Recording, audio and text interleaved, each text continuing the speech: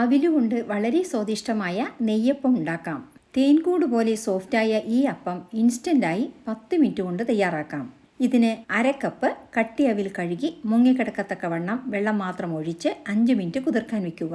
ശർക്കരപ്പാനി തയ്യാറാക്കുവാനായി 1 കപ്പ് ശർക്കര 1/4 കപ്പ് വെള്ളം ഒഴിച്ച് അരിയിപ്പിച്ച് 2 മിനിറ്റ് തിളപ്പിച്ച് മാറ്റിവെക്കുക. ഇനി മിക്സി ജാറിൽ 1 കപ്പ് അരിപ്പൊടി, കുതിർത്ത അവിൽ, 1/4 കപ്പ് തേങ്ങ, 2 പഴമരിഞ്ഞത്, 1 നുള്ളു ഉപ്പ്, കൂടെ ശർക്കരപ്പാനി അരിച്ചൊഴിക്കുക. എല്ലാം ഒന്നിളക്കി യോജിപ്പിച്ചതിനു ശേഷം 1 കപ്പ് വെള്ളം ചേർത്ത് അരയ്ക്കുക. അരച്ച മാവിലേക്ക് ഇൻസ്റ്റൻ്റായി ഉണ്ടാക്കുന്നത് കൊണ്ട് 1/4 സ്പൂൺ ആപ്പസോഡ ചേർക്കുക. ഇനി അപ്പം ചുടാനായി അപ്പച്ചട്ടിയിൽ നെയ്യ് കുറേശ്ശെ ഓരോ കുഴിയിലും ഒഴിച്ച് ചൂടാകുമ്പോൾ മാവ് 1/4 ഭാഗം ഒഴിച്ചു കൊടുക്കുക. ഇനി ഇത് മൂടി വെച്ച് 3 മിനിറ്റ് മീഡിയം ഫ്ലെയിമിൽ വേവിക്കുക. അതിനുശേഷം മറിച്ചിട്ട് ആ സൈഡ് മൂടി വെച്ച് 2 മിനിറ്റ് വേവിച്ചതിന് ശേഷം ഗോൾഡൻ ബ്രൗൺ കളർ ആവുമ്പോൾ കോരി മാറ്റാം. നെയ്യിൻ്റെ സ്വാദിൽ സോഫ്റ്റ് അവിൽ ഉണ്ണിയപ്പം റെഡി.